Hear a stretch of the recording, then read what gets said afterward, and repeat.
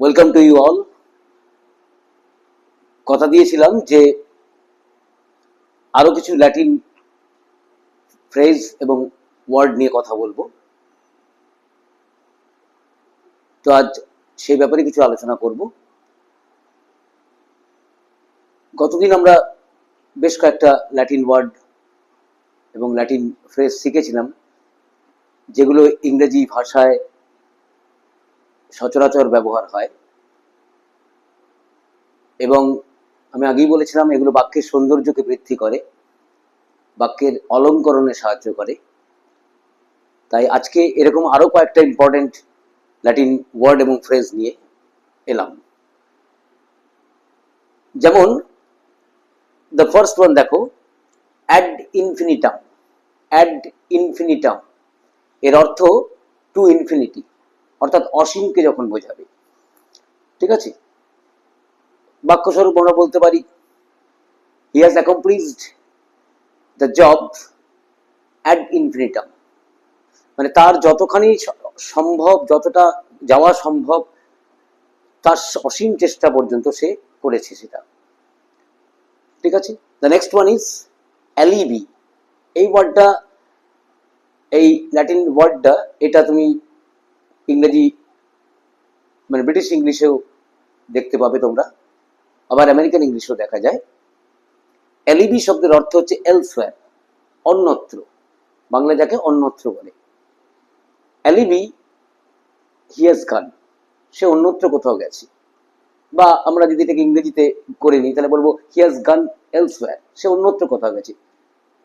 ঠিক আছে,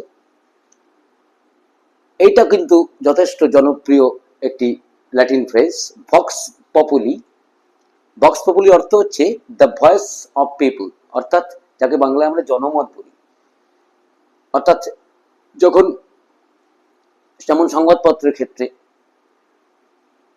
news paper যখন লেখা হয় বা ইত্যাদি সেখানে লেখা হয়, সেখানে জনমতের বিষয়টা আসে। কারণ বাংলায় আমরা এরকম প্রবন্ধ করেছি, জনমত গঠনে সংবাদপত্র, অর্থাৎ জনমতকে তৈরি করার জন্য খবরের কাগজ যেটা করছে সেটা বিভিন্ন সংবাদগুলোকে দিচ্ছে।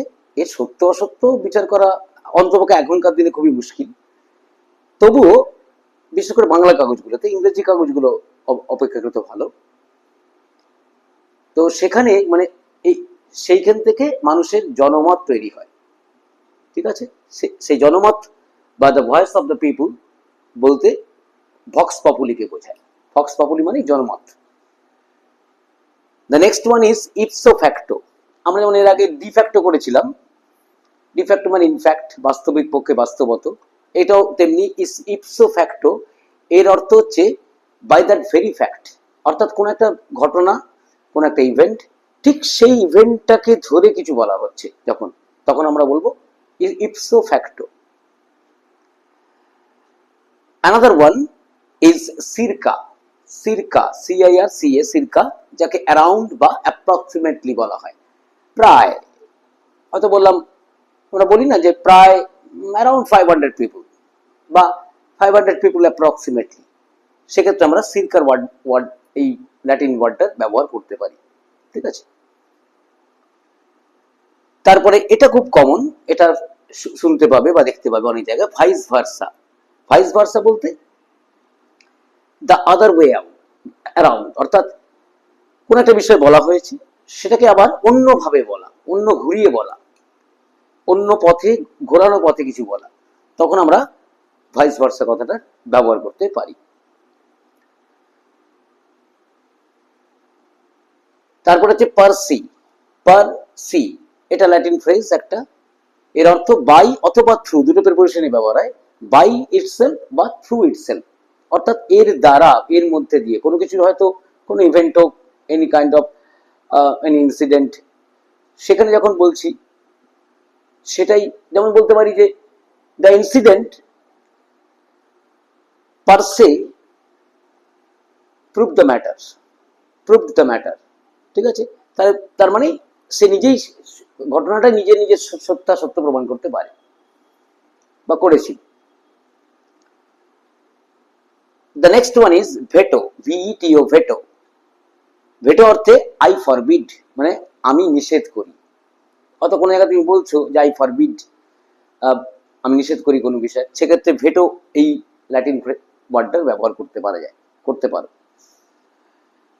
আরেকটা, আমি যখন অ্যাব্রিভিয়েটিভ ফর্ম নিয়ে আলোচনা করেছিলাম, ইটিসি, এটসেট্রা, এটসেট্রা, সেই এটসেট্রা অর্থ হচ্ছে অ্যান্ড মোর, যেমন বাংলায় বলি ইত্যাদি ইত্যাদি, সেই এটসেট্রা অ্যান্ড মোর, এটসেট্রা, এটা একটা ল্যাটিন ফ্রেজ, ঠিক আছে। আরেকটা, দ্য লাস্ট ওয়ান ইজ মিয়া কালপা, মিয়া কালপা অর্থাৎ মাই ফল্ট। মিয়া কালপা মানে মাই ফল্ট, মানে আমার দোষ। ইট ইজ মিয়া কালপা মানে ইট ইজ মাই ফল্ট, ঠিক আছে। তো এই ল্যাটিন ওয়ার্ড বা ফ্রেজগুলোকে মনে রাখার চেষ্টা করবে এবং নিজেদের লেখার ক্ষেত্রে ব্যবহার করতে পারলে, ওই যে বললাম, বাক্যের সৌন্দর্য বাড়বে, বাক্যের অলঙ্করণ হবে, সেগুলোকে মনে রেখে করার চেষ্টা করবে। আমি এর আগের গুলো আলোচনা করেছি, একবারে তো সব ওইভাবে মনে থাকবে না, তুমি সেগুলোকে তোমরা মনে রাখবে, পরবর্তী সময় স্মরণ করবে,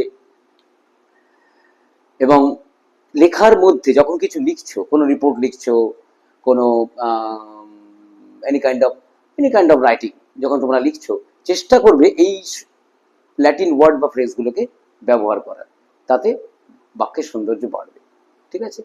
আজকে এখানে শেষ করলাম, বাই।